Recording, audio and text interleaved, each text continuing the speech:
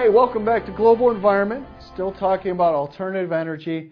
We're going to look at a few more this time and talk about their benefits and some of their disadvantages.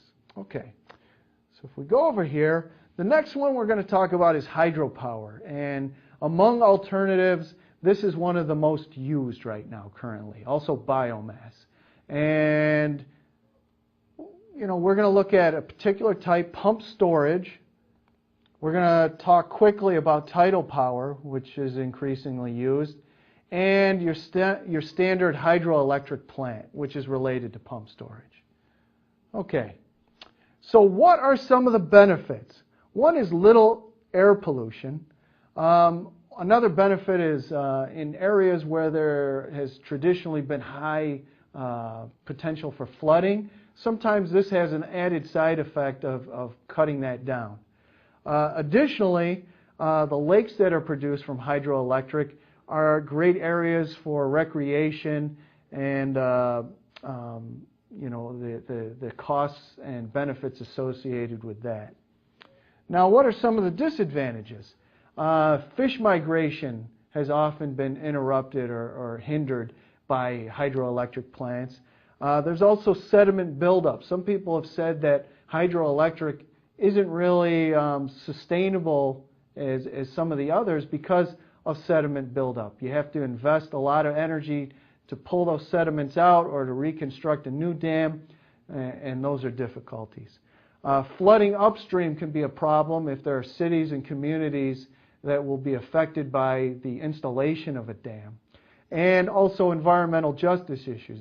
There have been studies that have showed that, especially in the developing world, that the people who are benefiting from hydroelectric aren't the same people who were impacted by hydroelectric.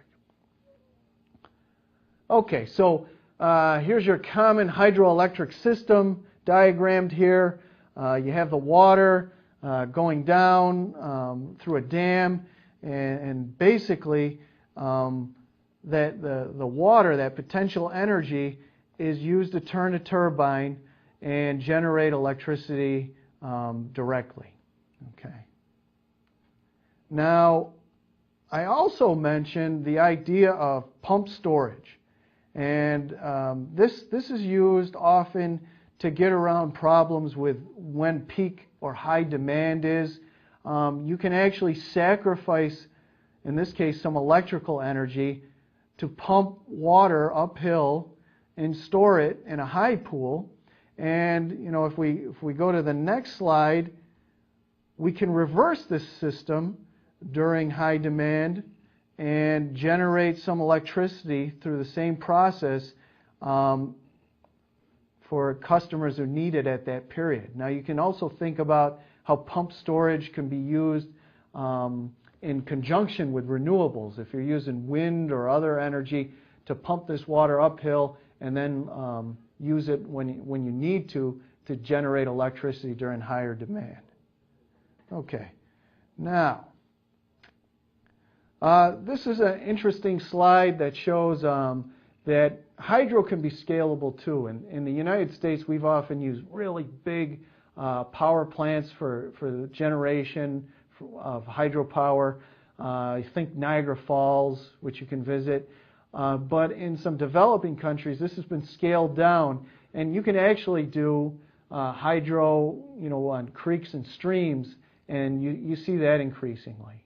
And this slide shows it in the Philippines. Okay, this is another slide from the Philippines, and it demonstrates some of the problems with dams. Who is impacted?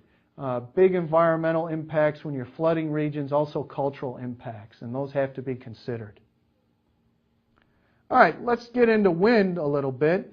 What are some of the benefits? Low air pollution, and you can use it in many areas. Though some areas it falls into best first, just like we talked about with other fuels. There are some best sites with the best energy return on investment for wind. Okay, disadvantages. Possible impacts on birds and bats. Though there have been studies that said that is overrated. There are far more birds and bats killed by large buildings and also cats. Some people have complained about they're noisy, that they look bad on the environment, and in some cases they're fairly expensive, although the costs are coming down. Subsidies have helped us a little bit. There's a shot, some nearby Western New York wind turbines. And what are those best areas? The best areas for wind power, often they're at the tops of mountains where wind is concentrated. You can see that in this slide. Another area is kind of in mountain passes. Again, wind is concentrated, and that helps with the electrical generation. I worked in Africa for a while, and in one of the regions I worked in, it was really a Gulf area where winds would be concentrated through the land areas between the Red Sea, and that helped winds become very strong. Okay, in this map we can see some of the locations in America where wind power is currently being used to a large extent. California is a biggie, New York, Texas, and some of the other states, but there's great potential for this to grow. Worldwide, you can see, who are the big users. Germany, India, USA is up at 4th place, which is really kind of interesting because we only generate a very small percentage of our total energy from wind. That can be increased. Okay, so we're going to stop there and come back in the next segment, talk a little bit more about alternatives and also look at a case study. So I'll see you next time.